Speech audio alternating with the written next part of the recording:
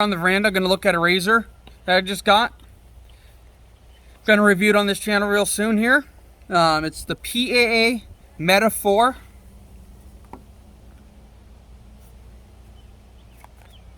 Oops, upside down. Meta 4. This razor is designed after the Kirby Beard Company. Kirby Beard Company was a company that kind of invented the straight bar guard. Back in the 1827, I think, mid-1800s, before Gillette made their claim to fame inventing it, which a lot of people think Gillette did. They did not. Kirby did. Kirby Beard Company was a luxury razor company that was around till around mid-1940s when it was bombed, because in 1940 Europe, these were in Europe. Europe was in the middle of a battle, World War II, right? So the company went over to build airplane parts and stuff like that. Well, lo and behold, the Nazis, Germany, bombed the factory. They also bombed the supply depots that had the extra supplies of theirs. After that, they tried to come back. A few bad financial decisions ended up with the company going under and never financially recovering. So, Phoenix Artisan Accoutrements, Douglas Smith, he had a couple. A few of his friends had a couple of the originals. And looked them over. He contacted his designer, or his person that produces his razors. They had the design down, they did everything, and they brought the Meta 4 out. The Meta 4, it sounds like I'm saying metaphor, is a razor that was built around the 1930s, 1940s. So it's around the end of the time of the company, but they were revolutionary. And this amazing company, from what I've heard, and their razors are like top of the line. They were better than Gillette back in the day. They were. And so when you open the package, right? The razor comes like this. The top's protected with a piece like that. You pull the razor out, and the head. The thing about the Kirby Beard Company, they had these grooves in them.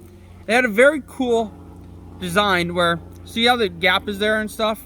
Very good, cool design. They don't clog, so pretty much clog proof, if you want to put it that way. So what Doug did is he brought it back. You see, he brought it back, and I'm a huge fan of history stuff, so this is kind of cool to shave with a piece of history. And he improved it made some improvements. Nothing to the overall razor, just he made some posts. See those posts? To hold the razor blade still. The originals didn't have that.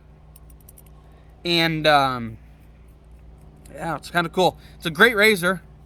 Unlike the prismatic, there's nothing wrong with prismatic, I have that too. But when this tightens down, it's flush. The prismatic has a gap. My finger's covering it, but has a gap, and this is closed. A gap between the curvature here and the flat part of that, there's a gap there. But even though it's tightened down, there's a slight gap. It doesn't sit flush completely, because it's not indented at the bottom of the razor like this one is.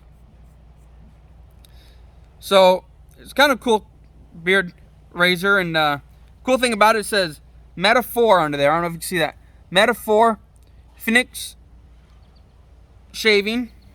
This also has their flare tip design from Phoenix, and you can take the end off, shorten it, right? And then they also sell different colored ones of the tips. So you can get blue, you can get red, you can get silver, different colors. I think there's even green, maybe. Gotta look. Maybe there's an incentive to go to the site to look at all the colors. But so if you get like 4 of these, you have different color coded for different times of the month, or different shaves, or different razor blades. So put like 4 different razor blades in different ones and color code them, so you know what blade you're using that day. But it's very hefty. It's 316 stainless steel. It's pretty hefty. I like it. It's knurling on it's very good, and it's very fancy. You see on there's a little bit of gap, so it doesn't clog very easily. A little bit of gap there, which is good, because I don't know, it just adds to the slick features. It's very low profile, so you can get up. See, I don't know if you can see here, but get up under the nose to get the full mustache.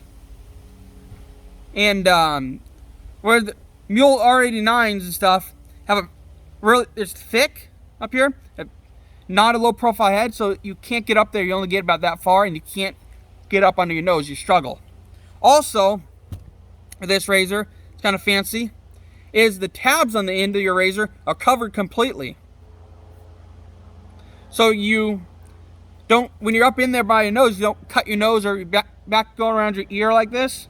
You don't slice your ear open. It's a pretty cool razor. Here's the packaging on that. Look at that. Doug is such an artisan and artist. It's kind of cool. He goes above and beyond with everything. Look at the little robot there. It's fancy packaging. For me, some people are like, oh, you're not a collector, you're a collector. Doesn't matter what you are. Save the boxes, because the boxes are just cool art pieces. And it adds to the story of the razor. I'll leave some comments below. Leave the links below. Still new to this, so as you can tell. But I'll leave the link below to the razor, where you can find it, and I'll leave the link below in the comments to the history of the Kirby Razor Company.